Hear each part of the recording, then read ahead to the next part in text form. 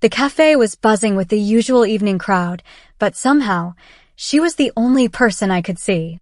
I told myself I was there for the coffee, for the comfort of my usual corner table, but the truth was, I had started timing my visits around hers.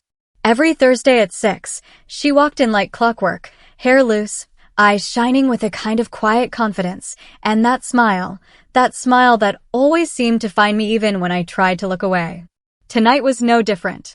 She stepped inside, brushing strands of hair from her face as the door shut behind her, and the warmth of the cafe seemed to bend toward her presence.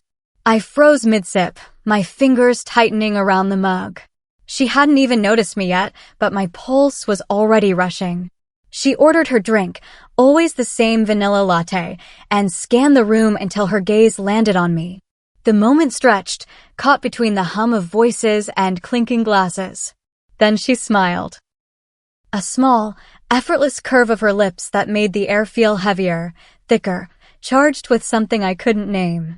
"Mind if I join you?" she asked, her voice calm, but her eyes daring me to say no. Of course I didn't. She slid into the chair across from me, and just like that, the cafe, the people, the world, it all dimmed to background noise. I nodded, forcing a casual smile even though my heart was trying to escape my chest. We talked about nothing and everything: books, movies, her new job, my silly stories that made her laugh in ways I wanted to bottle and keep forever. But as the minutes stretched, I found my focus slipping. I should have been listening, fully present, but all I could do was steal glances at her mouth. The way her lips moved when she spoke, soft, deliberate, slightly parted as though every word carried some secret meaning meant just for me. The faint shine of her gloss caught the cafe lights, and my thoughts spun into places I didn't dare admit. I tried to keep my eyes locked on hers, but gravity had other plans. My gaze kept falling again and again to her mouth. It wasn't just attraction. It was hunger, curiosity, a pull I couldn't fight. Every smile she gave me made my chest ache, and every pause in her words felt like an invitation I was too afraid to take. She noticed.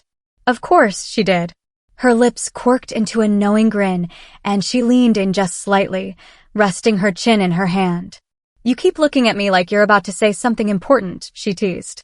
I swallowed hard, heat rushing to my cheeks. The truth was stuck in my throat, but my eyes betrayed me, flicking to her mouth once more before I could stop myself. Her smile widened. "Or maybe you're not planning to say anything at all." The air between us grew electric. I couldn't breathe. All I knew was that I had never wanted to kiss anyone more in my entire life. The space between us felt impossibly small, though the table kept us apart like some quiet barrier. I shifted in my chair, trying to gather myself, but she leaned forward just a little more, her elbow resting on the wood, her face tilted in curiosity. Her eyes were shining, the kind of shine that comes from knowing more than she's saying. "You're blushing," she said softly, her voice smooth, almost playful. I laughed under my breath, nervously, as if acknowledging it would somehow ease the tension clawing at my chest. "Maybe it's the coffee. Or maybe it's me." Her words landed like a spark, quick and dangerous. I froze, caught in the weight of her gaze. She wasn't wrong, and we both knew it. My silence betrayed me, and she smiled again, that same devastating curve of her lips that had held me captive since the moment I saw her. The cafe around us blurred into white noise. Conversations, footsteps, even the barista's call for an order faded. All I could hear was the low hum of my pulse in my ears and the steady rhythm of her breathing across from me. She reached for her cup, fingers brushing mine as she pulled it closer. It wasn't an accident.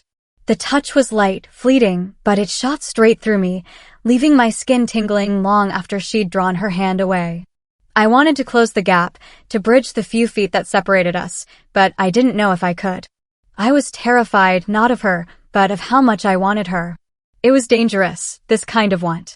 It burned hotter than reason, stronger than restraint. "You're quiet all of a sudden," she said, her voice dipping lower, almost intimate now. I forced a smile, though it wavered. "I don't trust what I might say." Her eyebrows arched in intrigue, and for a moment, she studied me like I was some puzzle she intended to solve. Then, slowly, she leaned across the table. The movement was casual, but it felt deliberate, a slow invasion of the space I thought was safe. Her hand brushed mine again, this time lingering, pressing lightly against my fingers as if testing my willingness to stay still. I didn't move. I couldn't. Her face was closer now, close enough that I could see the flecks of gold in her eyes, close enough to feel the faint warmth of her breath between words. "You keep staring at my mouth," she whispered, not accusing, not mocking, just stating the truth we'd both been circling. I swallowed hard, my lips parting without permission. I know. For a heartbeat, neither of us moved. The air between us was heavy, full of unspoken choices, teetering between restraint and surrender. And then she smiled again, softer this time, almost tender. "Good," she murmured, her thumb brushing gently over my knuckles. "Because I've been waiting for you to notice." The tension broke, not with release, but with a new promise, the kind that told me this night was only beginning. Her words hung between us, electric and unshakable, and suddenly the cafe felt too small, too bright, too crowded for what was building inside me.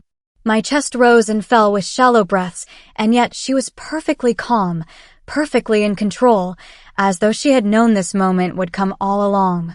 I couldn't tear my eyes away from her, and she didn't want me to. That much was clear in the way she tilted her head slightly, lips parted in the faintest smile, waiting to see what I would do. I leaned in, just enough that I could smell the faint sweetness of her vanilla latte on her breath. My hand, still under hers, trembled as I finally turned my palm to meet her touch fully. Her skin was warm, soft, grounding. I hadn't realized how badly I wanted this until I had it, and then I wondered how I had gone so long without. She let her thumb trace gentle circles over my hand, slow and patient, while her eyes stayed locked on mine. It wasn't just a touch. It was a promise, a question, and an answer all at once. "You make it hard not to look at you," I whispered, surprising myself with the confession. Her lips curved into that slow, knowing smile again. "Then don't stop looking." The cafe noise returned in fragments, laughter from the corner, the hiss of the espresso machine, a chair scraping across the floor, but none of it mattered. What mattered was that she was closer now, leaning over the table, her hair falling in soft strands that brushed against her cheek. I wanted to tuck it behind her ear, to feel the silk of it between my fingers, but my courage faltered just shy of action. Sensing it, she moved first. She slid out from her chair and walked around the table with quiet confidence until she was beside me. My heart lurched. She didn't ask permission. She didn't need to. She simply stood close enough that I could feel her presence like heat against my skin. I turned to face her, and there she was. So close, so beautiful, so utterly impossible to resist. She reached down and gently took my chin between her fingers, tilting my face up toward hers. The world held its breath. Her eyes flicked once more to my mouth, then back to my eyes, as if she were giving me one last chance to retreat. I didn't move. I couldn't. And then, finally, she closed the distance. Her lips brushed mine, featherlight, just enough to taste, to tease, to set fire to every nerve in my body. It wasn't a kiss, not yet. It was the edge of one, the beginning of something inevitable, and it made my whole world tremble with anticipation. When she pulled back slightly, her voice was barely a whisper. "See?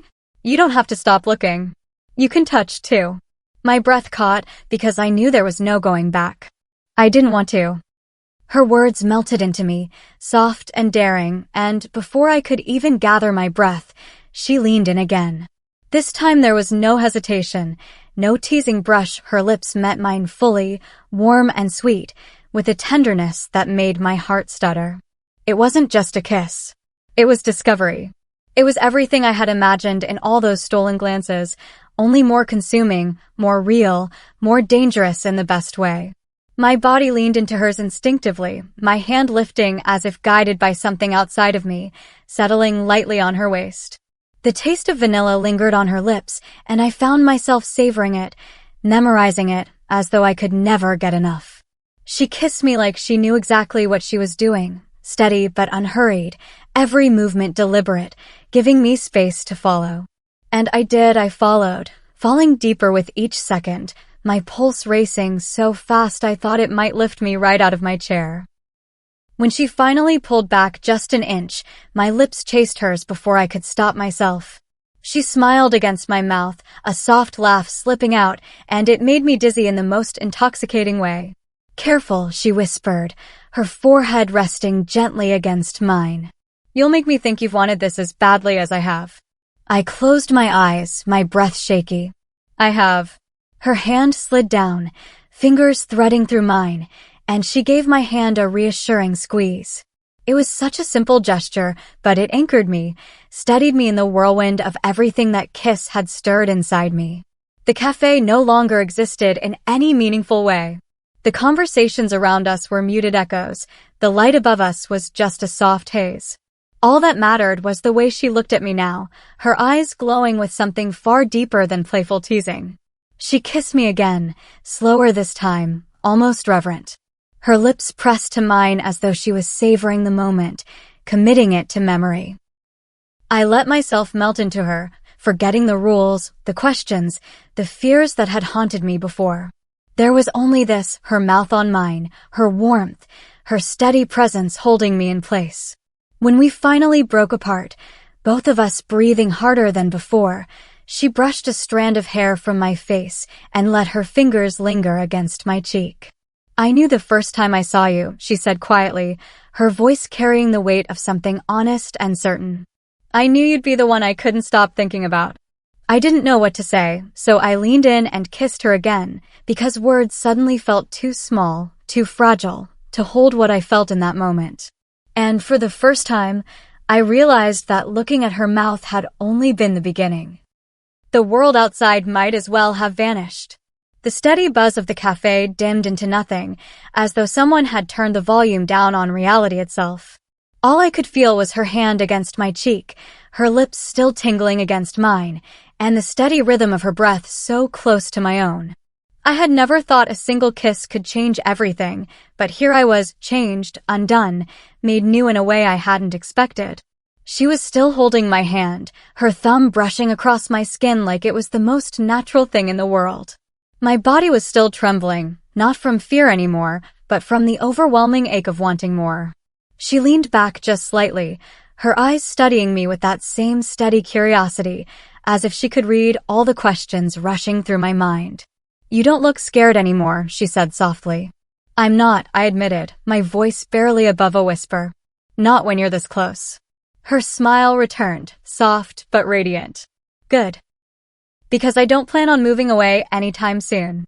She shifted, sliding into the seat beside me now instead of across from me, and my entire body lit up at the closeness. Her thigh brushed against mine, her shoulder grazing my arm, and it felt like 100 quiet sparks spreading through me.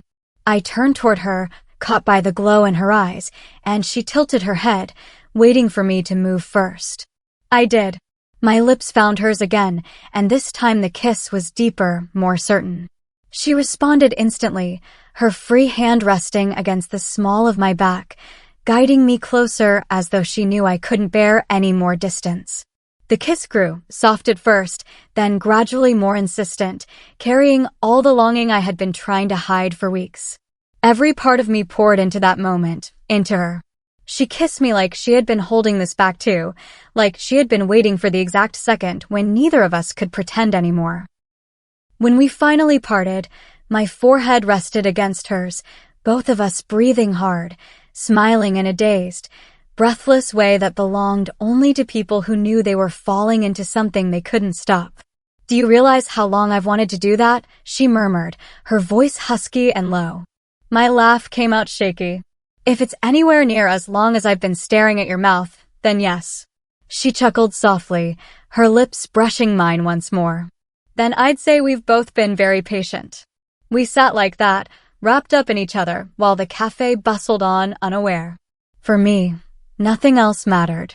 The world could keep spinning, people could come and go, but right here, pressed against her warmth, still tasting her kiss on my lips, I knew I'd never see things the same way again.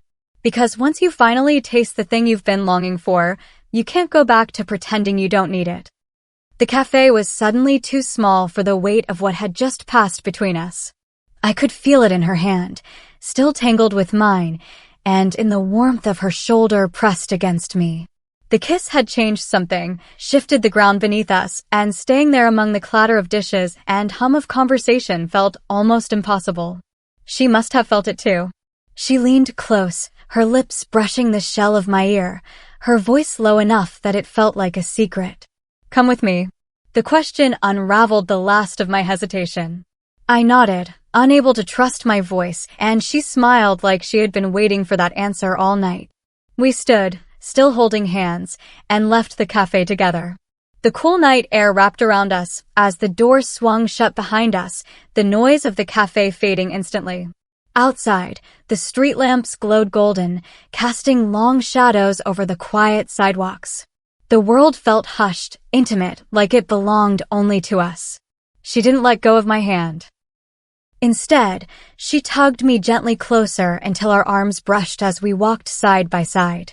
Her confidence steadied me, even as my heart raced, every step echoing the thrill of what might come next. "Where are we going?" I asked, my voice a little breathless, half with nerves and half with excitement. Her smile was mischievous but tender. "Somewhere quieter.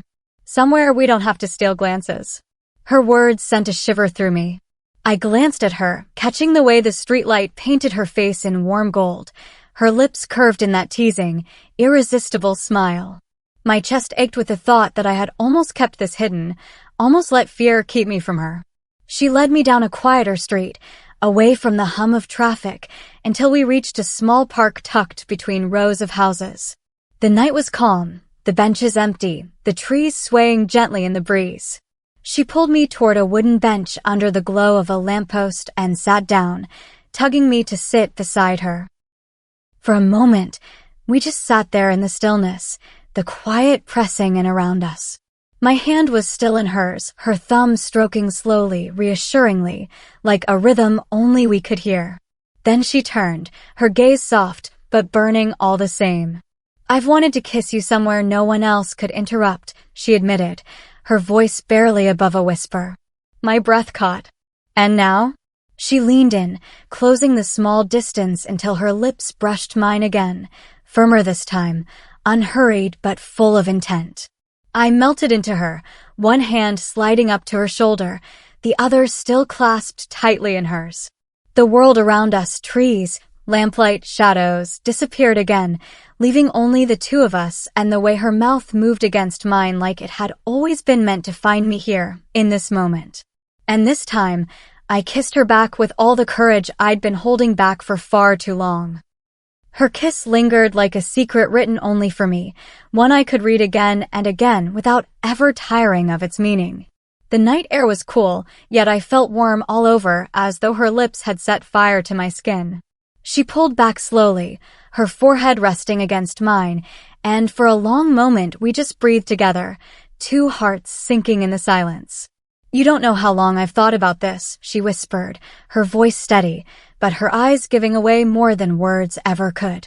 "I think I do," I answered, my voice soft but certain. My fingers tightened around hers, grounding me as much as they anchored her. The park around us was hushed, almost reverent. The only sounds were the rustle of leaves in the breeze and the distant hum of the city, faint and far away. We sat on that bench like the world had shrunk to just us, bathed in the glow of a single lamppost, and it felt like the universe had chosen this place for our beginning. She tilted her head, studying me in that way she always did, like I was both a puzzle and the solution. Then, without warning, she let go of my hand only to slide her arm around my shoulders, drawing me against her side. The closeness stole my breath, my cheek brushing against the softness of her hair as she leaned into me. "Better," she murmured. "Now you're exactly where I want you." I laughed quietly, unable to help myself, but the sound melted when she turned her face and pressed the lightest kiss against my temple. The tenderness of it nearly undid me. It was such a small touch, yet it carried the weight of every glance, every smile, every unspoken desire that had led us here. I turned to her, unable to resist, and kissed her again. This one was deeper, slower, unhurried, but filled with the kind of passion that made the rest of the world irrelevant. My hand found her jaw, cupping it gently, while her arm tightened around me. She kissed me like she wanted to erase every doubt I had ever carried, and in that moment, I believed she could. When we finally pulled apart, our lips tingling, she searched my face with a softness that made my chest ache. "You're even more beautiful when you're brave," she said, her thumb brushing over my cheek. Her words struck me deeply because I realized she was right. Being here with her wasn't just about attraction, it was about choosing not to hide anymore. "I don't want to be afraid with you," I admitted, my voice trembling with honesty. She smiled, and her lips brushed mine once more. "Then don't. Just stay close." And there, under the lamplight, I knew I would. Because somehow, in her arms, fear had no place left to live. The night seemed endless, as though the universe had pressed pause just for us. I leaned against her shoulder, feeling the steady rhythm of her breath, the subtle rise and fall that grounded me in a way I hadn't expected. For once, silence didn't feel awkward. It felt safe, like we didn't need words to prove what had already been spoken through every kiss, every lingering touch. Her fingers traced idle patterns on the back of my hand, her thumb brushing my knuckles in a rhythm that was both soothing and maddening.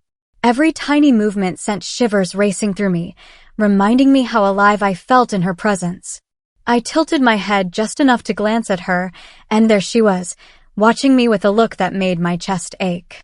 "You're thinking too much," she whispered, almost amused. "Maybe," I admitted, my lips curving into a faint smile. "It's hard not to when you're sitting this close." Her laugh was soft, warm. "Then don't think. Just feel." The simplicity of her words disarmed me. Before I could respond, she cupped my face gently in her hand and drew me into another kiss. This one was slower, deeper, carrying a tenderness that reached further than desire. It wasn't just about the sweetness of her mouth on mine. It was about everything unspoken between us, the trust, the surrender, the quiet promise that this was only the beginning.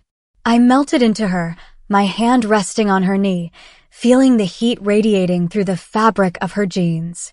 She pressed closer, her body angled toward mine, and I felt the world tilt around us.